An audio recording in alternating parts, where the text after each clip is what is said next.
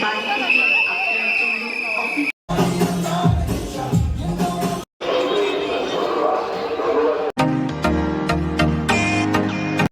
বন্ধুরা, আমি মৈত্রী আর্টন ব্লগে সকলকে স্বাগত জানাই। এটা ছিল কালী পুজোর পরের দিন। তো আমি তো জানতাম না যে কোথায় যাব কি না যাব। তো হঠাৎ করে আমার বর বলল দুপুরবেলায় যে চলো গিয়ে নৈহাটিটা ঘুরে আসি। তো সেরকম মতো গাড়ি করে আমরা চলে গেছিলাম নৈহাটিতে, মানে ওই বিকেল বিকেল বলতে পারো। আর মানে আগের থেকে কিন্তু আমি কিছুই জানতাম না, মানে হঠাৎই আমি জানতাম যে বিকেলে হয়তো আমরা বেরোই, তো সেরকমই কোথাও একটা বেরোবো। তো দেখতেই পাচ্ছ যে পড়ন্ত বিকেলবেলা, মানে সূর্যটা ডুবছে ডুবছে এরকম ভাব। তো আর এই রাস্তা দিয়ে তো এখন যেতে একদমই অসুবিধা হয় না, রাস্তা এতই ভালো হয়ে গেছে যে খুব কম টাইমের মধ্যেই কিন্তু আমরা পৌঁছে গেছিলাম নৈহাটি। কিন্তু নৈহাটি থেকে যেটা বিপত্তিতে পড়লাম সেটা হলো গাড়ি রাখা নিয়ে, মানে গাড়ি রেখে তারপর টোটো করে বিভিন্ন জায়গায় ঠাকুর দেখতে হবে। তো সে এক বিশাল এক্সপিরিয়েন্স। তো গাড়িটা রাখতে গিয়ে যেটা ঘটলো যে আমাদের গাড়ির চাকাটা কিন্তু টায়ার লিক হয়ে গেল, মানে টায়ারটা রীতিমতো কেটে গেল। তো স্টেপনি ছিল পেছনে, কিন্তু লাগাবে কে? তোর কোনো মতে ওখানে আর একটা ছেলে ছিল, খুব মানে আমরা ভাগ্যবশত পেয়ে গেছিলাম ছেলেটাকে, কারণ এই সময় সবাই মোটামুটি ছুটিতেই ছিল। তো ওই কিন্তু আমাদের টায়ারটা কিন্তু সেট করে দিচ্ছিল। তো এরপরে গাড়ি রেখে টোটো নিয়ে কিন্তু চলে গেছিলাম ঠাকুর দেখবো বলে। আর সবার প্রথমে আমাদের টোটো যেখানে নিয়ে গেল সেটা ছিল হচ্ছে কাঠগোলা বাগানের পুজো। আর অনেক বছর না এরকমভাবে পুজো দেখি না, আমার যে কী ভীষণ মজা হচ্ছিল, মানে বলে বোঝাতে পারবো না। সেই অনেক আগে দেখতাম, এবার এরকমভাবে দেখছি। আর জানো তো মানে নৈহাটিতে আমরা কোনো দিন এরকম রিস্ক নিয়ে রাতে ঠাকুর দেখা, জানোই তো যে কী ভীষণ ভিড় হয় আর নো এন্ট্রি হয়ে যায়। আর এবার যেহেতু আমরা বাইক নিয়েও আসিনি, তো সেই কারণে আরও বিপত্তি ছিল। আর কাঠগোলা বাগানে ঢুকেই মানে পুজো দেখে তো পুরো মন্ত্রমুগ্ধ হয়ে গেলাম, মানে পুরো থিমটাই ছিল নারী শক্তির ওপরে। তো এত সুন্দর লাইটিং আর এত সুন্দর কারুকার্য, সত্যি রাতের বেলায় না আসলে বোধহয় মিসই করতাম। কিন্তু তাও মানে লাইনের যা ভিড়, তো আমি তো ভাবছিলাম যে এই ভিড় কাটাতেই মনে হয় এখানেই 2 ঘন্টা কেটে যাবে।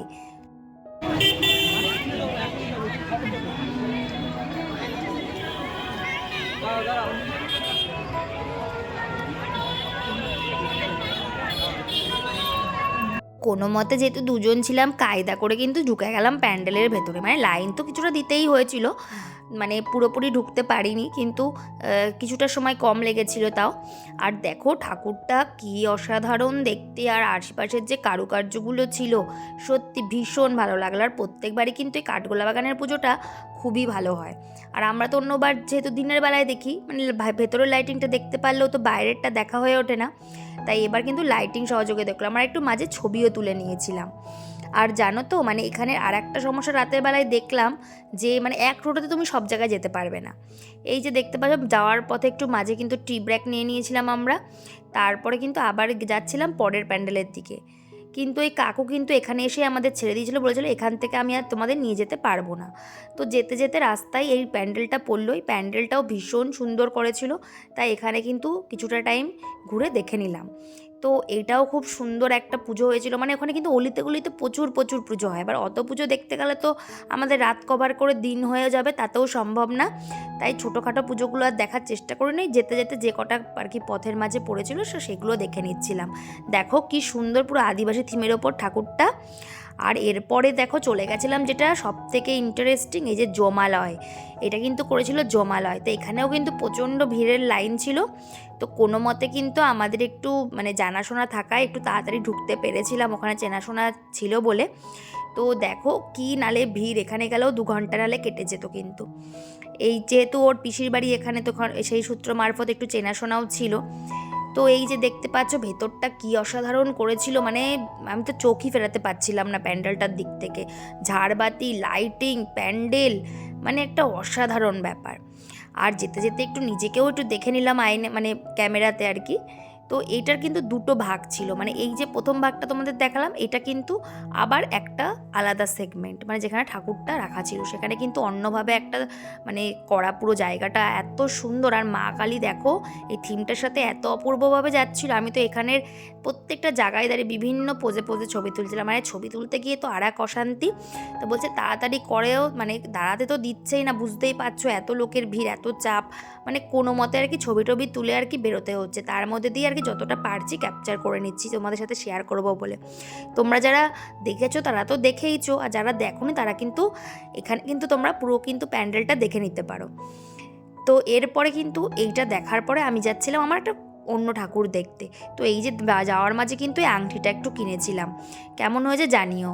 আর আমি না টুকটাকে ছোটো ছোটো জিনিসগুলো আমার কাছে ভালো লাগে।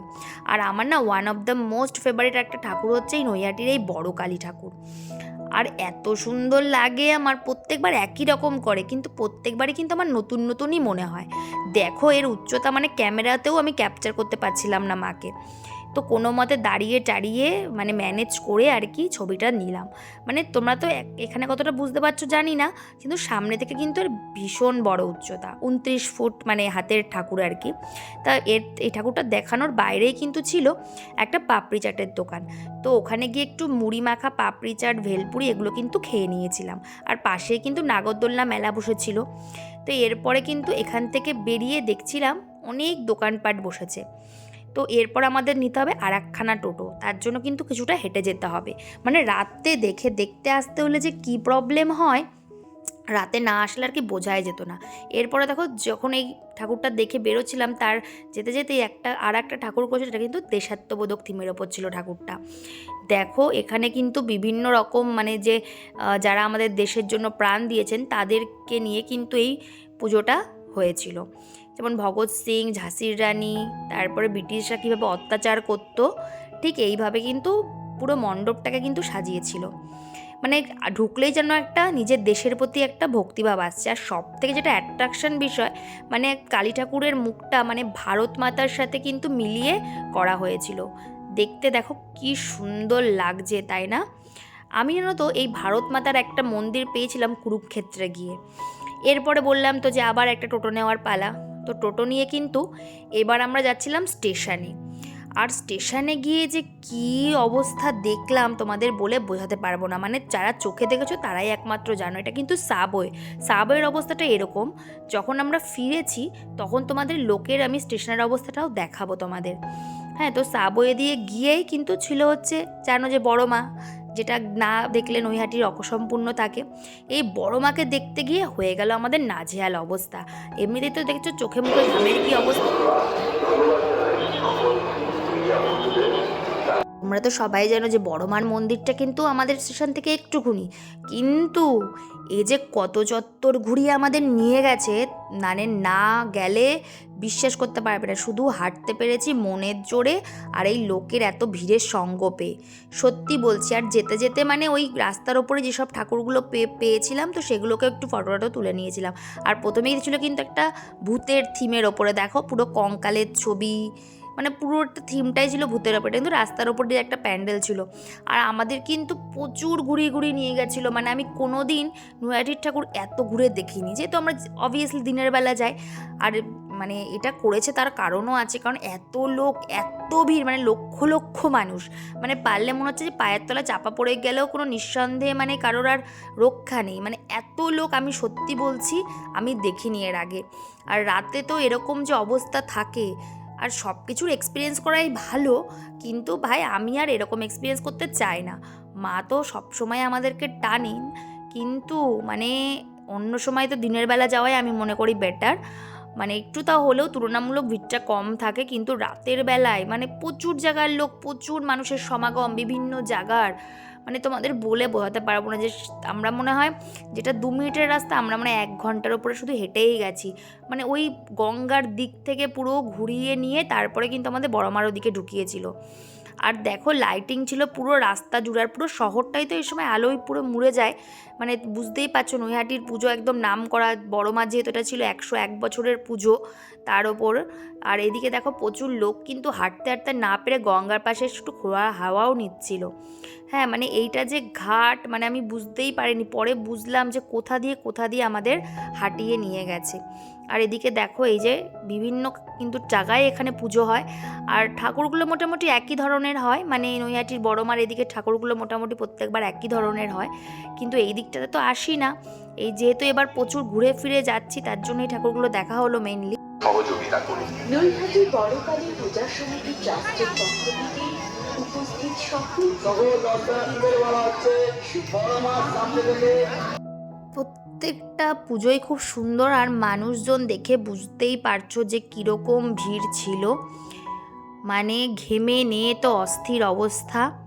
হ্যাঁ, তাও মনের জোরে মানে বড় মাকে দেখবো, আর বড় মাকে যদি নৈহাটি গিয়ে না দেখি তাহলে তো অসম্পূর্ণ থেকে যায়। আর এদিকে দেখো কি সুন্দর করে পেঁয়াজ দিয়ে একটা খরগোশ বানিয়ে রেখেছিল, তো সেটাই দেখছিলাম। মানে প্রচুর লোভনীয় খাবার ছিল, কিন্তু সেগুলো যে দাঁড়িয়ে খাবো সেই মানসিকতাটাও ছিল না। মানে ভাবছিলাম যে কখন মায়ের কাছে গিয়ে পৌঁছাবো, মানে 1 ঘন্টা ধরে প্রায় হেঁটেই যাচ্ছি, তো ভাবছি যে কখন আসবে। তো আলটিমেটলি কিন্তু আমরা সেই রাস্তায় এসে পৌঁছতে পারলাম।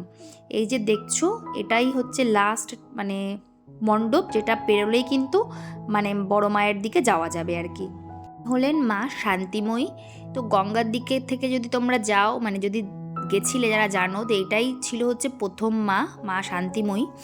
তো এনাকে দেখার পরেই কিন্তু আস্তে আস্তে আমরা যাচ্ছিলাম বড় মার মন্দিরের দিকে। আর আমি না বড় মার মানে মন্দিরটা এবার গিয়ে দেখলাম যে অনেক চেঞ্জ হয়ে গেছে।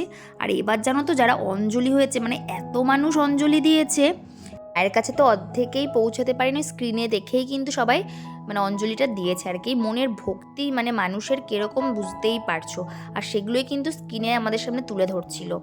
সেগুলো দেখে মানে আমি ভাবছিলাম যে মানুষের কতটা আবেগ, কতটা ভালোবাসা আর কতটা শ্রদ্ধা হলে এরকম কিন্তু হতে পারে। আর আমি তো ভাবছি যে কখন গিয়ে মায়ের মুখটা আর কি দেখবো, শুধু সেটাই মনে হচ্ছিল। আর বড় মার মানে মন্দির বা বড় মার মানে এত চেঞ্জ হয়ে গেছে, আজ থেকে বিগত 3-4 বছর আগেও কিন্তু এতটা ভাবা যায় না। আর এই যে দেখতে পাচ্ছি এরপরে ছিল এই মা।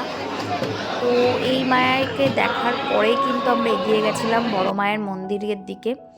আর আমি দেখলাম যে বড় মায়ের মন্দিরের ওপরেও কিন্তু অনেক থাকার জায়গাও হয়ে গেছে, মানে হোটেল টাইপের হয়েছে, নাকি এটা মন্দিরেরই জায়গা আমি ঠিক বলতে পারবো না। তোমরা যদি কেউ জানো অবশ্যই আমাকে কমেন্ট করে জানাবে। তো ভীষণ সুন্দর লাগলো, পুরো মানে পরিপাটি করে পরিষ্কার পরিচ্ছন্ন, আর মায়ের মন্দিরটাও খুব সুন্দর হয়েছে। আমি না এখনও পর্যন্ত বড় মাকে পুজো দিয়ে উঠতে পারিনি, খুব ইচ্ছা আছে একদিন যাব পুজো দিতে। আর দেখো যেতে যেতে না প্রসাদও পেয়ে গেছিলাম, যেটা হচ্ছে অনেক ভাগ্যের বিষয়। তো সেই প্রসাদটা নিয়ে আমরা খেয়ে তারপরে বাড়ির জন্য নিয়ে এসেছিলাম। এই যে দেখতে পাচ্ছ যে জল জল করছে, ধর্ম হোক যার যার, বড় মা সবার, সত্যিই বড় মা সবার। আর যখন মানে বড় মার সামনে যাওয়া হয় এবং দূষণ থেকে বাঁচতে সেই সাথে সাথে বাতাসে যে অক্সিজেনের পরিমাণ গাছে একটি গাছ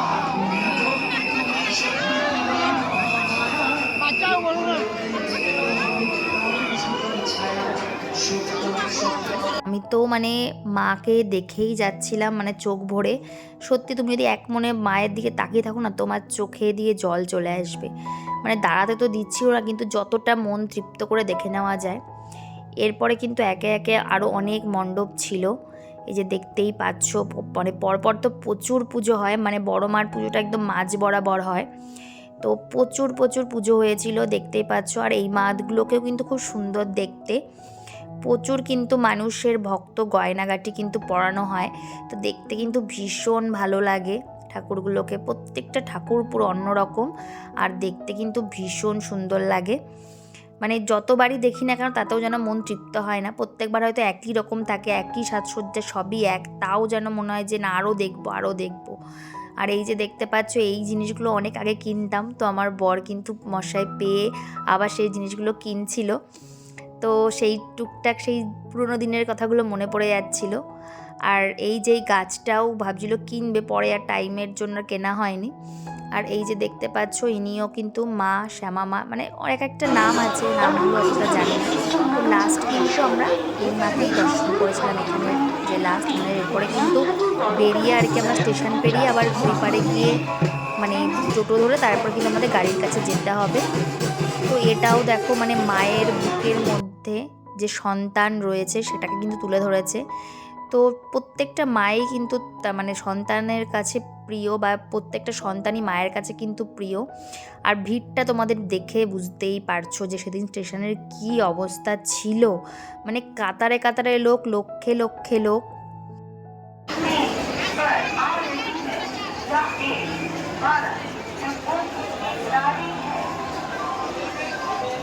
ভিড় মানে পেরিয়ে স্টেশন থেকে নামতেই পারছিলাম না, মোটামুটি আধা ঘন্টা স্টেশনে আটকে ছিলাম। কোনো মতে পুলিশ এসে ভিড়টা জ্যামটা কাটিয়ে তারপরে কিন্তু আমরা স্বস্তির নিঃশ্বাস ফেললাম, টোটো ধরলাম, মানে হাঁটতে হাঁটতে জীবন শেষ আজকে। এরপর ভাবছিলাম কোথাও একটা খাওয়া দাওয়া করবো, তা কোথায় যাওয়া যায়, তো গাড়ি নিয়ে ফেরার পথে যে দ্য কিচেন মান্ত্রা বলে একটা মানে বেঙ্গল ধাবার অপোজিটে কাপা রোডে এটা কিন্তু হয়েছে নতুন, তো ভাবছিলাম যে ওখানেই খাওয়া দাওয়া করবো, কিন্তু ওখানে গিয়ে একটুও সিট পেলাম না। মানে দেখো কি সুন্দর করেছে এই জায়গাটায়, অন্য সময় যাওয়ার খুব ইচ্ছা থাকলো, তো ওখানে কিন্তু আর খাওয়া দাওয়া আমরা করিনি।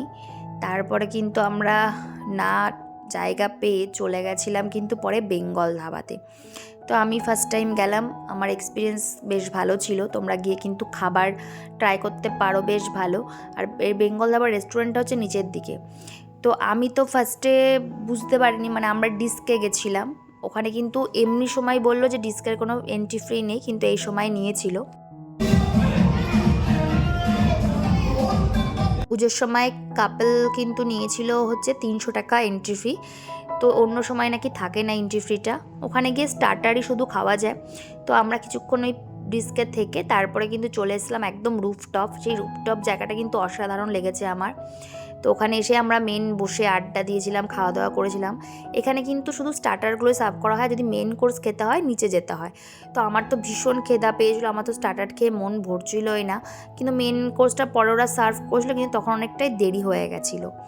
এরপরে দেখো আমরা বসে সবাই একটু আনন্দ করছিলাম। তারা ভাবছে যে বেঙ্গল ধাবায় এসে মানে মেন কোর্সটা ট্রাই করবে, তাদের অবশ্যই রেস্টুরেন্টে গিয়ে খেতে হবে। এখানে মেনলি স্টার্টারগুলোই সার্ভ করে, যেহেতু অনেকটা রাত হয়েছিল তখন আমাদের মেন কোর্সটা হতে রাজি হয়েছিল, বলে না যে খিদে পেটে না খেলে পরে আর খাওয়া যায় না। খাবারটা দিয়েছিল ঠিকই, কিন্তু পরে আর খেতে পারিনি, কিন্তু এর সৌন্দর্য উপভোগটা চোখ দিয়ে কিন্তু অসাধারণ লাগছিল। মানে পুরো রেস্টুরেন্টটা এত সুন্দর ডেকোরেট করা ছিল, এই যে দেখতে পাচ্ছ, পরে কিন্তু মেন কোর্স দিয়েছিল।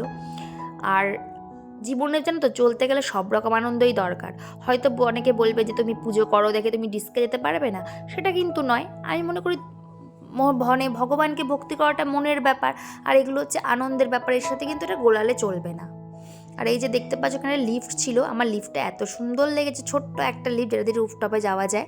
তো সেই লিফটে করেই কিন্তু উঠেছিলাম, আবার এই লিফটে করেই কিন্তু নামছিলাম। আর এই যে দেখো আমার বর কিন্তু নাচছে, দেখতেই পাচ্ছ। তখন কিন্তু অনেকটা রাত হয়ে গেছে, 2:44 মতো বাজে, বাড়ি ফিরছিলাম। কিন্তু আমার বর বলছে চলো এখন রানাঘাট যাবো। আমি বলছি আমার শরীর আর দিচ্ছে না, আমি তো ঘুমিয়ে পড়েছিলাম ইচ্ছা করে গাড়িতে, নালে কিন্তু আরও যাওয়া হতো। আর আজকের ব্লগটা এখানে শেয়ার করছি, বাই।